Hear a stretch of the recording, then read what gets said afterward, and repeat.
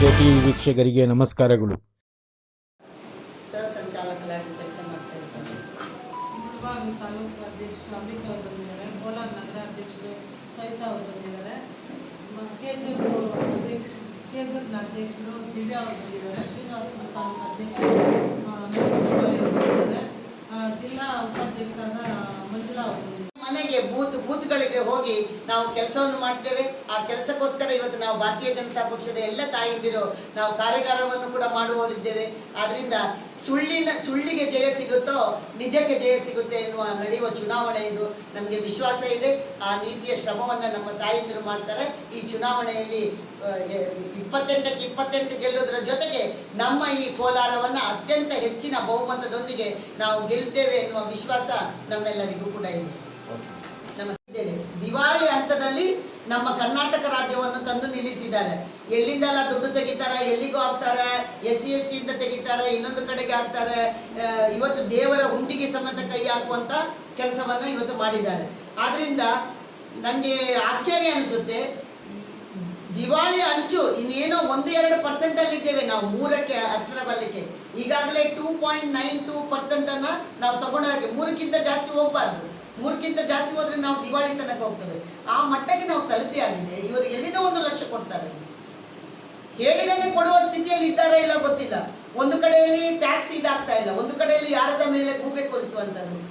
ಈ ಜೀವನ ಇಡೀ ಕಾಂಗ್ರೆಸ್ ಇದು ಸುಳ್ಳಿನ ಮೇಲೆ ಬದುಕಿದ್ದಾರೆ. ಅವರು ಎಷ್ಟು ಸುಳ್ಳು ಹೇಳ್ತಾರೆ ಅಂತ ಹೇಳಿದ್ರೆ ಹೌದಾ ಅಂತ ಹೇಳ್ಬೇಕು, ಅಷ್ಟು ಸುಳ್ಳು ಹೇಳ್ತಾರೆ, ಅಷ್ಟು ಕೂಲಾಗಿ ಹೇಳ್ತಾರೆ, ಅಷ್ಟು ಎದೆ ತಟ್ಟಿ ಹೇಳ್ತಾರೆ. ಆತ್ಮ ಕೂಡ ಪ್ರಶ್ನೆ ಮಾಡುದಿಲ್ವಾ ಅವರಿಗೆ ಅನ್ನೋ ಕಳಕಳಿ ನಮ್ಮ ಹತ್ರ ಇದೆ. ಇಷ್ಟು ಕೀಳು ಮಟ್ಟಕ್ಕೆ ಒಂದು ರಾಷ್ಟ್ರೀಯ ಪಕ್ಷ ಇಳಿತದೆ ಅಂತ ನಾವು ಕನಸಿನಲ್ಲಿ ಎಣಿಸಲಿಕ್ಕೆ ಸಾಧ್ಯ ಇಲ್ಲ. ಈಗಾಗಲೇ ನಾನು ಎಲ್ಲ ಕಡೆ ನಾವು SC/ST ಅವರದ್ದು ಇದು ಅಲ್ಲ ಹಾಸ್ಟೆಲ್ಗಳಿಗೆ ನಾವು ಭೇಟಿ ಕೊಟ್ಟಿದ್ದೇವೆ. ಯಾಕೆಂದ್ರೆ 11,000 ಕೋಟಿಯಷ್ಟು ಹಣವನ್ನ SC/ST ಇಂದ ತೆಗೆದಿದ್ದಾರೆ ಅವರು ಗ್ಯಾರಂಟಿಗೆ ಕೊಡ್ಲಿಕ್ಕೋಸ್ಕರ. ಸೊ ಅವ್ರು ಹೇಳ್ತಾರೆ SC/STಗೆ ಇನ್ನು ಬೇಕಾಗಿಲ್ಲ, ಅದಕ್ಕೆ ನಾವು ತೆಗೆದಿದ್ದೇವೆ ಅಂತ. SC/ST ಅಮೌಂಟ್ ಅನ್ನು ಯಾವಾಗ ತೆಗಿಬೇಕಂತ ಹೇಳಿದ್ರೆ ಕೊನೆಗೆ ತೆಗಿಬೇಕು. ಮೊದಲು ಯಾರು ತೆಗೆಯುವುದಿಲ್ಲ. ಖರ್ಚಾಗದೆ ಉಳಿದಿದ್ರೆ ತೆಗಿಬಹುದು, ಖರ್ಚು ಮಾಡುವ ಮೊದಲೇ ಅದಕ್ಕೆ ಕೈ ಹಾಕಿದ್ದಾರೆ ಇವರು ತೆಗಿಲಿಕ್ಕೆ. ಆದರೆ ಇವತ್ತು ಅನೇಕ ಹಾಸ್ಟೆಲ್ಗಳಿಗೆ ಬೇಕಾದ್ರೆ ನೀವು ಕೂಡ ಭೇಟಿ ಕೊಡಿ, ನಾವೆಲ್ಲ ಭೇಟಿ ಕೊಟ್ಟಿದ್ದೇವೆ. ಅನೇಕ ಎಷ್ಟು ದುಸ್ಥಿತಿಯಿಂದ ಇದ್ದಾರೆ ಅಂತ ಹೇಳಿದ್ರೆ ಒಂದೊಂದು ರೂಮಿನಲ್ಲಿ ನಮ್ಮ ಹುಡುಗರು ವಿದ್ಯಾರ್ಥಿಗಳು 15-20 ಜನ ವಾಸ ಮಾಡುವುದನ್ನು ಕೂಡ ನಾವು ನೋಡಿದ್ದೇವೆ. ಆದ್ದರಿಂದ ಇಷ್ಟು ದುಸ್ಥಿತಿ ಇದ್ದು ಕೂಡ ಆ ಜನಾಂಗಕ್ಕೆ ಇಟ್ಟಂತ, ಆ ವಿದ್ಯಾರ್ಥಿಗಳಿಗೆ ಇಟ್ಟಂತ ದುಡ್ಡನ್ನು ತೆಗೆದುಕೊಂಡು ಯಾವ ಒಂದು ನೈತಿಕತೆಯಿಂದ ಇವರು ಬೇರೆ ಕಡೆ ಬಳಸ್ತಾರ ಎನ್ನುವುದನ್ನು ಇವತ್ತು ಜನರು ಪ್ರಶ್ನೆ ಮಾಡಬೇಕಾಗಿದೆ. ಕರ್ನಾಟಕದಲ್ಲಿ ಆಡಳಿತ ಬರುವಂಥ ಪೂರ್ವದಲ್ಲಿ 5 ಗ್ಯಾರಂಟಿಗಳನ್ನು ಘೋಷಣೆ ಮಾಡಿ ನಾವು ನುಡಿದಂತೆ ನಡೀತೇವೆ ಅಂತ ಹೇಳಿದರು. ಇವತ್ತು ಅವರು ನುಡಿದಂಗೆ ನಡೆಯಲಿಲ್ಲ, ನಡೆದಂಗೆ ನುಡಿತಾನೂ ಇಲ್ಲ. ಇವತ್ತು ಅವರು ಯಾರಿಗೆಲ್ಲ ಗ್ಯಾರಂಟಿ ಕೊಡ್ತೇನೆ ಅಂತ ಹೇಳಿದ್ದಾರೆ, ಅವರಿಗೆ ಗ್ಯಾರಂಟಿ ಕೊಟ್ಟಿಲ್ಲ. ಕೊನೆಗೆ ಮೂಗಿಗೆ ತುಪ್ಪ ಹಚ್ಚುವಂಥ ಕೆಲಸವನ್ನು ಕೆಲವರಿಗೆ ಮಾತ್ರ ಕೊಟ್ಟು ನಾವು ಗ್ಯಾರಂಟಿ ಕೊಟ್ಟಿದ್ದೇವೆ ಅಂತ ಹೇಳ್ತಾ ಇದ್ದಾರೆ. ಇವತ್ತು ಇನ್ನೊಂದು ಹೊಸ ಗ್ಯಾರಂಟಿಯನ್ನು ಕೊಡ್ತೇವೆ ಅನ್ನುವ ಸೂಚನೆಯನ್ನು ಕೂಡ ಕೇಂದ್ರದಿಂದ ಕೊಟ್ಟಿದ್ದಾರೆ. ಇವತ್ತು ನರೇಂದ್ರ ಮೋದಿಯವರು ಕೊಟ್ಟಂಥ ಮಹಿಳಾ ಪರ ಯೋಜನೆಯ ಮುಂದೆ ಅವರೇ ಒಂದು ನಮ್ಮ ದೇಶಕ್ಕೆ ಗ್ಯಾರಂಟಿ. ನಮಗೆ ಬೇಕಾಗಿರೋದು ದೇಶದ ಭದ್ರತೆಯ ಗ್ಯಾರಂಟಿ, ನಮಗೆ ಬೇಕಾಗಿರೋದು ಮಹಿಳೆಯರ ಸುರಕ್ಷತೆಯ ಗ್ಯಾರಂಟಿ, ನಮಗೆ ಬೇಕಾಗಿರೋದು ಮಹಿಳೆಯರ ಬದುಕಿನ ಗ್ಯಾರಂಟಿ. ಆದ್ದರಿಂದ ಈ ದೇಶಕ್ಕೆ ಗ್ಯಾರಂಟಿಯನ್ನು ಕೊಟ್ಟವರು ನರೇಂದ್ರ ಮೋದಿ. ಈ ಗ್ಯಾರಂಟಿಗಿಂತ ದೊಡ್ಡ ಗ್ಯಾರಂಟಿ ಯಾವುದಾದ್ರೂ ಇದೆಯೇ? ಅದು ಇದ್ದರೆ ಅವರ ಮುಂದೆ ಬನ್ನಿ. ಯಾವ ಗ್ಯಾರಂಟಿ? ರಾಹುಲ್ ಗಾಂಧಿ ಗ್ಯಾರಂಟಿಯನ್ನು ಇಟ್ಕೊಂಡು ಅವರು ಬರ್ತಾರಾ?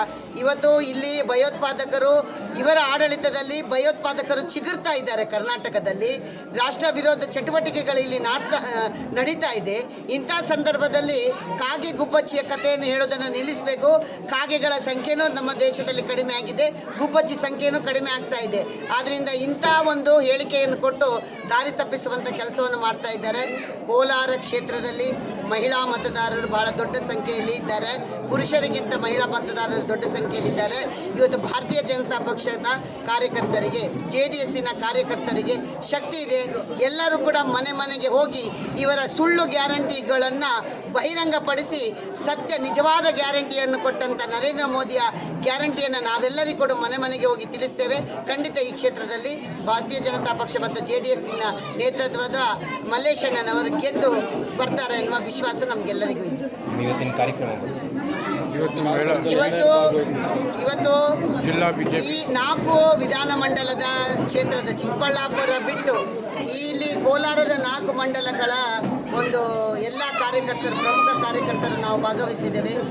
ಯಾವ ರೀತಿ ನಾವು ಕೆಲಸವನ್ನು ಮಾಡಬೇಕೆನ್ನುವ ನಿಟ್ಟಿನಲ್ಲಿ ಚಿಂತನೆಯನ್ನು ಮಾಡ್ತಾ ಈ ಸುಳ್ಳಿನ ಒಂದು ಬಂಡವಾಳನ ಇಟ್ಕೊಂಡು ಕಾಂಗ್ರೆಸ್ಸನ್ನು ಏನು ಹೊರಟಿದೆ ಅದನ್ನು ಬಹಿರಂಗಪಡಿಸುವಂಥ ಕೆಲಸವನ್ನು ನಮ್ಮ ಮಹಿಳೆಯರು ಖಂಡಿತ ಈ ಕ್ಷೇತ್ರದಲ್ಲಿ ಮಾಡ್ತಾರೆ.